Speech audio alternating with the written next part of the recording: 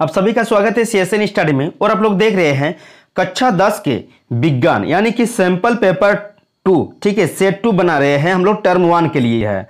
जो 2023 के विद्यार्थी हैं वो खासकर जान लीजिए कि इस बार के जो ऑब्जेक्टिव क्वेश्चन पूछे जाएंगे 20 क्वेश्चन पूछ जाएंगे आपको, 20 क्वेश्चन, जबकि दूसरे चैनल वाले आपको बहका रहे हैं कि 40 में 40 ऑब्जेक्टिव क्वेश्चन पूछ जाएंगे, जो गलत है। ठीक है, नोटिफिकेशन देखा ही नहीं होगा इसीलिए क्या जाने।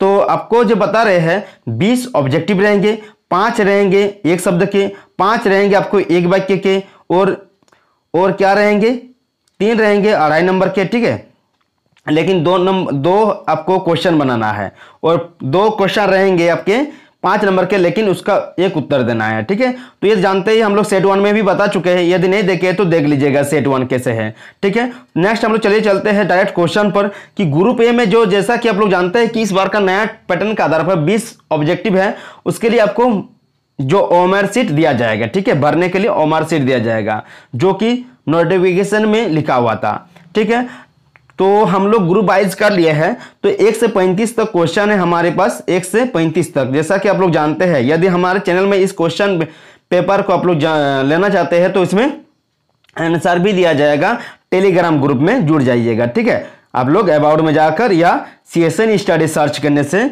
टेलीग्राम में आ जाएगा। ठीक है, तो चलिए हम लोग पहला क्वेश्चन करते हैं। इस क्वेश्चन को लेना चाहते हैं तो टेलीग्राम ग्रुप में जुड़ जाइए। पहला क्वेश्चन है कि वाहनों के अग्रदीपों में किस दर्पण का उपयोग होता है। तो वाहनों को हम लोग जानते हैं, वाहन में जो दिया जाता है कौन सा दर्पण लगाया जाता है, तो होता है अवतल दर्पण। ठीक है, अवतल दर्पण। नेक्स्ट क्वेश्चन हमारे पास है, हजामत यानी कि दाढ़ी बनाने के लिए किस दर्पण का उपयोग किया जाता है। ठीक है, तो इसका आंसर हो जाएगा अवतल दर्पण का उपयोग किया जाता है, क्योंकि जानते ही है थोड़ा सा यदि बड़ा बड़ा दिखता है उसमें थोड़ा सा कट जाएगा तो उसमें बड़ा बड़ा दिखता है। अवतल दर्पण क्या करता है, छोटा चीज को बड़ा बड़ा दिखता है ना। कौन सा लेंस अभिसारी लेंस भी कहा जाता है। तो कौन सा लेंस को अभिसारी लेंस कहते हैं, तो आप लोग इसको उत्तर दीजिए कौन सा लेंस को कहते हैं। तो इसका आंसर हो जाएगा उत्तल लेंस को अभिसारी लेंस कहते हैं और अपसारी लेंस अवतल लेंस को कहते हैं। याद रखिएगा, अवतल लेंस को क्या कहते हैं, अपसारी लेंस, और अभिसारी लेंस किसे कहते हैं, उत्तल लेंस को। याद रखिएगा। ठीक है, इसका आंसर होगा 2 नंबर, उत्तल लेंस। नेक्स्ट हमारे पास क्वेश्चन है कि क्वेश्चन प्रकाश का वेग सर्वाधिक होगा तो कांच में, पानी में, हवा में, निर्वात में। तो किस में होगा, प्रकाश का वेग निर्वात में सबसे सर्वाधिक होता है। मतलब सर्वाधिक मतलब क्या, सबसे अधिक किस में तेज गति से प्रवाहित होगा, तो यह होगा निर्वात में। ठीक है, 4 नंबर इसका आंसर होगा। नेक्स्ट क्वेश्चन है हमारे पास 5 नंबर, अभी 20 तक जाएगा। इस देख लीजिएगा क्या क्वेश्चन पेपर कैसा है, देखिए थोड़ा सा देख लीजिए। 20 तक है ग्रुप बी, 5 क्वेश्चन एक शब्द के हैं। ठीक है, उसके बाद देखिए क्या है ग्रुप सी, 5 क्वेश्चन है एक वाक्य के। उसके बाद ग्रुप डी है, ग्रुप ई यानी कि जो उसमें लिखा हुआ है साफ साफ सामान्य निर्देश में, आप लोग देख लीजिएगा थोड़ा सा। हम लोग कहाँ पर थे, क्वेश्चन नंबर उसी में आते हैं। चलिए, तो हमारा क्वेश्चन है सबसे पहले, तो यहां पर क्वेश्चन देख लेते हैं हम लोग कि प्रकाश का वेग यह हो गया, प्रकाश का वेग सर्वाधिक होगा में सबसे अधिक किस में प्रवाहित होगा, स्पीड वेग से जाएगा। तो प्रकाश का वेग कांच में भी नहीं जाएगा, पानी में भी उतना नहीं, हवा में भी नहीं, निर्वात में सबसे तेज होता है। यहाँ पर क्वेश्चन है कि निकट दृष्टि दोष को किस लेंस से दूर किया जाता है। देखिए, निकट दृष्टि दोष के लिए आपको जो दिया जाता है वो दिया जाता है, देखिए इसका आंसर हो जाएगा आपका अवतल लेंस। देखिए, निकट दृष्टि मतलब जो दूर की वस्तुओं को नहीं देख पाते हैं, जो इंसान दूर की वस्तुओं को नहीं देख पाते हैं, उनके लिए अवतल लेंस का उपयोग करके उसको ठीक किया जाता है। यदि यहाँ पर दूर दृष्टि दोष पूछा जाए तो क्या होता, यहाँ पर होता उत्तल लेंस। ठीक है, दूर दृष्टि के लिए उत्तल लेंस का उपयोग किया जाता है दूर करने के लिए। नेत्र में प्रवेश करने वाली प्रकाश की मात्रा को किसके द्वारा नियंत्रित किया जाता है, डैश के द्वारा। यहाँ पर क्वेश्चन है कि नेत्र में प्रवेश करने वाली प्रकाश की मात्रा को डैश द्वारा नियंत्रित किया जाता है। तो किसके द्वारा नियंत्रित किया जाता है, आप लोग कमेंट बॉक्स में कमेंट भी कर सकते हैं या आंसर दे दे क्या, पुतली के द्वारा। ठीक है, पुतली के द्वारा इसका नियंत्रित किया जाता है। विकृत गंधिता कौन सी अभिक्रिया के कारण होती है। तो विकृत गंधिता क्या होता है, तो बसा तेल या बसा युक्त खाद्य पदार्थ जब खुले वायु में रख देते हैं तो वो उपचयित हो जाता है ना।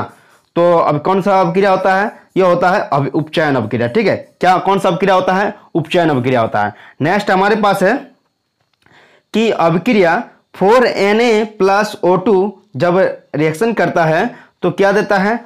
2Na2O, 2NaO2। ठीक है, तो इसमें इसमें मिस्टेक हो गया है, Na2O होगा। ठीक है, यह इसमें गलती है। ठीक है, आप लोगों को बता दिए, इसमें जो PDF है उसमें हम सुधार कर देंगे। 2Na2O में क्या है? उपचयन किसका हो रहा है? तो उपचयन हो रहा है इसमें, इसका ये वाला होगा। ठीक है, ये वाला कर देते हैं, यह होगा, ये वाला यह होगा। ठीक है, आप लोग लिख लीजिएगा जब उतारिएगा। ठीक है, मोबाइल में नहीं रहने दीजिएगा, आप लोग कॉपी में उतार लीजिएगा जितना भी इंपॉर्टेंट क्वेश्चन बता रहे हैं। ठीक है, ये आने वाले हैं। तो इसका उपचयन हो जाएगा। आप देखिए, उपचयन जिसमें ऑक्सीजन का क्या हो रहा है? संयोग होता है। तो सोडियम किसके साथ संयोग हो रहा है? सोडियम के साथ ही यहाँ पर संयोग हो रहा है ना।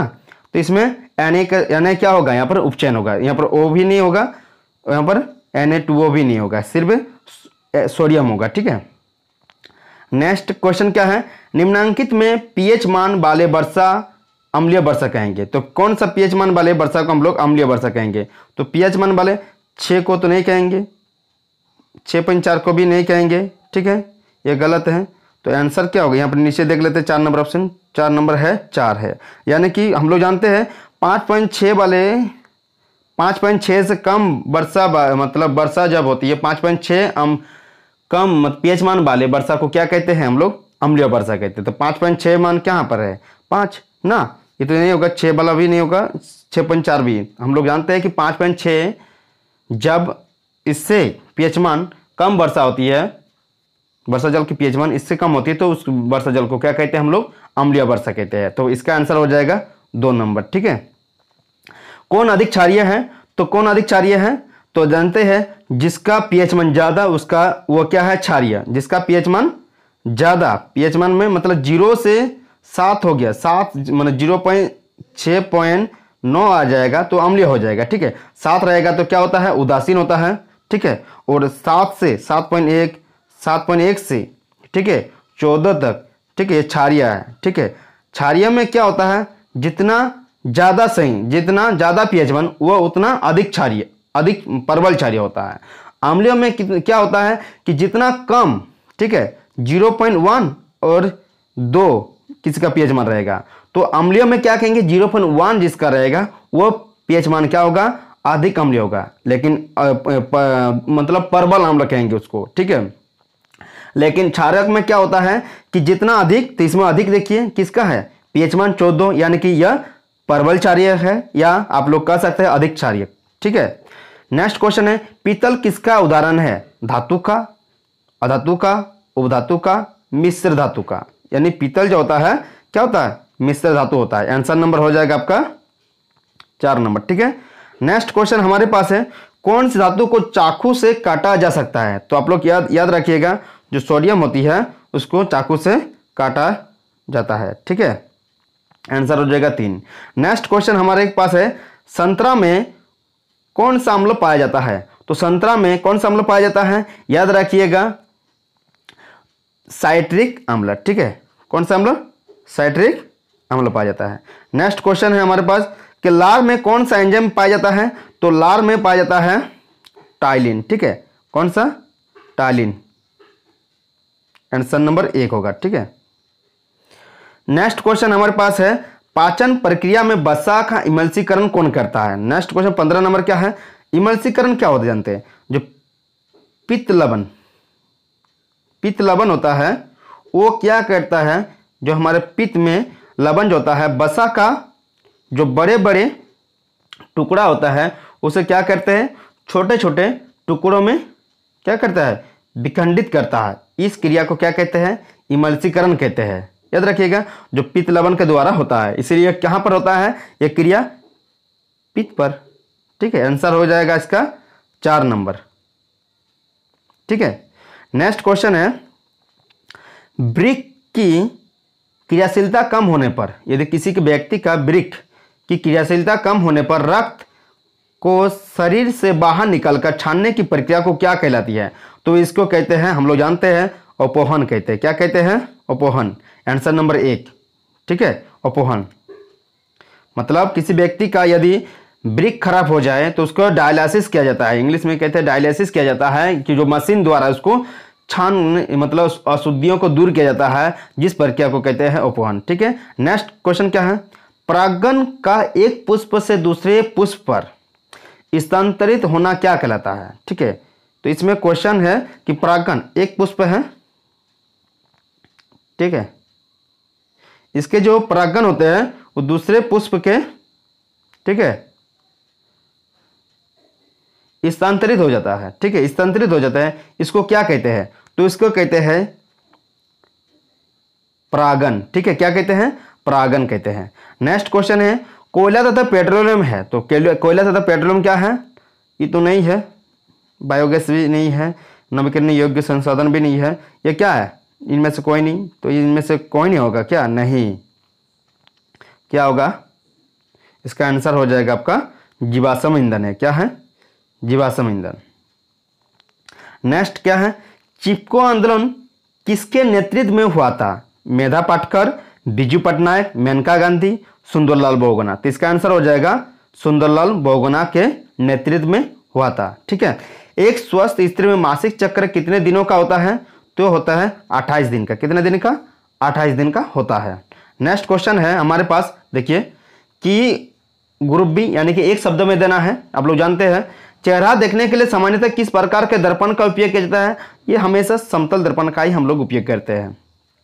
ठीक है, सिरका में कौन सा अम्ल पाया जाता है, तो एसिटिक अम्ल का उपयोग किया जाता है। ये सिरका में कौन सा अम्ल पाया जाता है, सॉरी, कि एसिटिक अम्ल पाया जाता है। सिरका में आपको पूछा जाएगा कि सिरका में कौन सा अम्ल पाया जाता है, टमाटर के में कौन सा अम्ल पाया जाता है, इस तरह का आपको पूछ सकता है। इमली में कौन सा अम्ल पाया जाता है, चींटी के डंक में कौन सा अम्ल पाया जाता है, इस सब जितने भी क्वेश्चन आपको कर लेना है। ठीक है, तो इसमें सिरका में कौन सा अम्ल पाया जाता है, एसिटिक अम्ल पाया जाता है।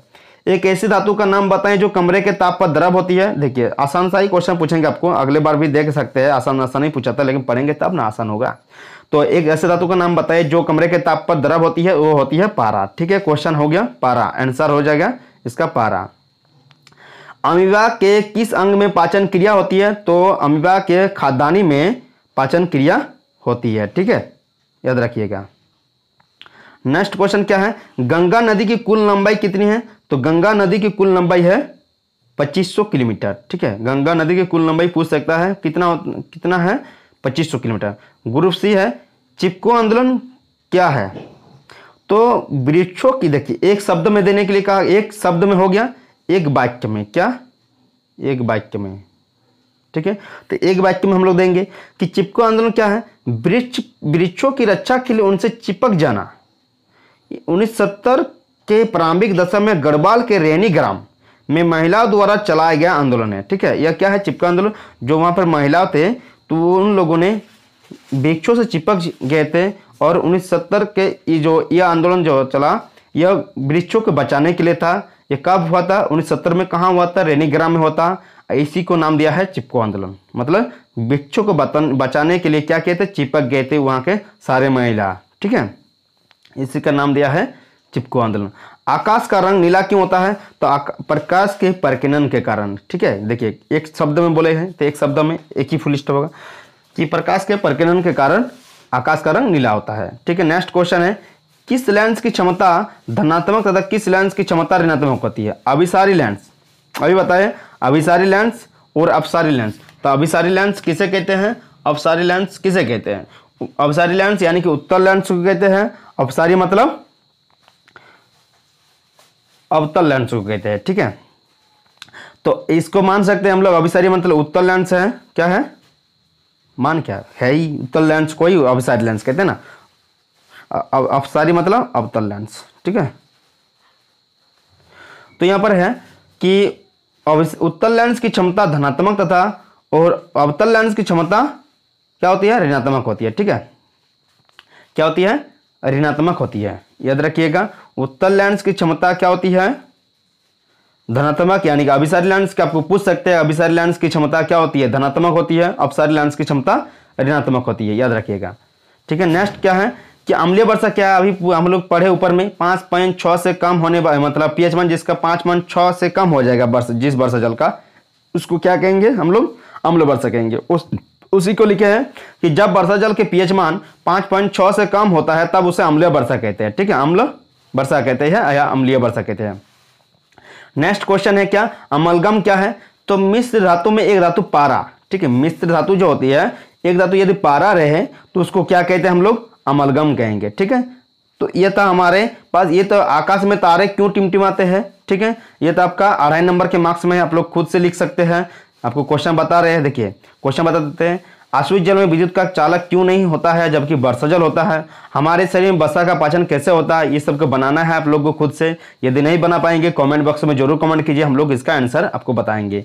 नंबर ग्रुप ई देखिए, ये जो 5 नंबर का क्वेश्चन है, सीसा व टिन के मिश्रण को क्या कहते हैं? निस्तापन क्या है, एक उदाहरण के साथ समझाए। इलेक्ट्रॉन के स्थानांतरण द्वारा Na2O का निर्माण दर्शाए। हमारे शरीर में वसा का पाचन कैसे होता है? मानव उत्सर्जन तंत्र की रचना करें एवं उनकी भागों को नामांकित करें। तो इसके लिए हम लोग उत्तर के लिए आप लोग CSN स्टडी के देख सकते हैं, जो अभी बता रहे हैं CSN स्टडी में अपने दोस्तों को शेयर कीजिए। और आप लोग हमारे जो टेलीग्राम ग्रुप है उसमें CSN स्टडी में जुड़ जाइए ताकि आप लोग को मदद मिलते रहिए। कोई भी परेशानी होती है हम लोग के चैनल में बताइए। ठीक है, कमेंट बॉक्स में जरूर कमेंट कीजिए और अपने दोस्तों से जरूर शेयर कीजिए। मिलते हैं नेक्स्ट वीडियो के साथ। जय हिंद। आपको लोगों को क्या जरूरत है वो जरूर कमेंट बॉक्स में कमेंट कीजिएगा। ठीक है, जय हिंद।